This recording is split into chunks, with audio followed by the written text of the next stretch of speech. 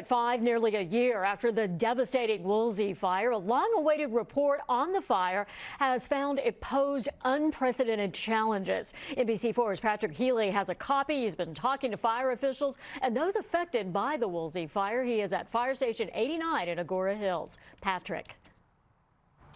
Kathy, first off, it does need to be noted, and the report makes a big point of this. This was an extraordinary fire. This blaze that, well behind us, it burned over that hillside, went beyond the 101 all the way down to the ocean. But the report does go on to deal with the unmet expectations of many of those who lived through the fire, the chaotic evacuation, the communication breakdown, and the lack of resources in many areas to defend homes.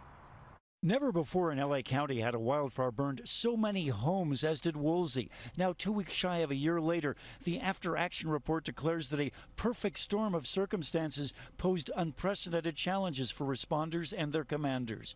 But the report also speaks of shortcomings in preparation and response, stating the public understandably experienced frustration regarding communications and evacuation and unmet expectations for homes to be defended.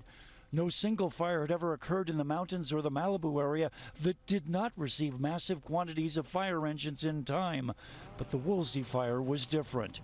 LA County Fire Captain Tony Brenda. When you are confronted with a 14-mile wide fire front with 75-mile-an-hour wind gusts, there's no amount of fire apparatus in the world that you can place in front of that type of a fire and think that you're going to stop it. Woolsey started after the even worse Camp Fire in Northern California and just under an hour after the Hill Fire 14 miles away, both of which demanded resources.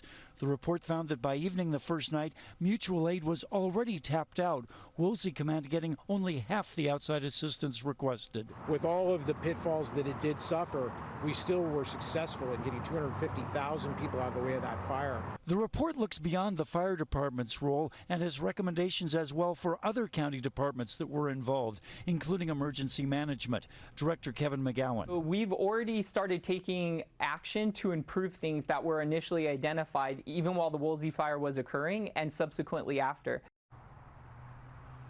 Now, bear in mind at this point, it is a draft report. You saw those big letters across the pages.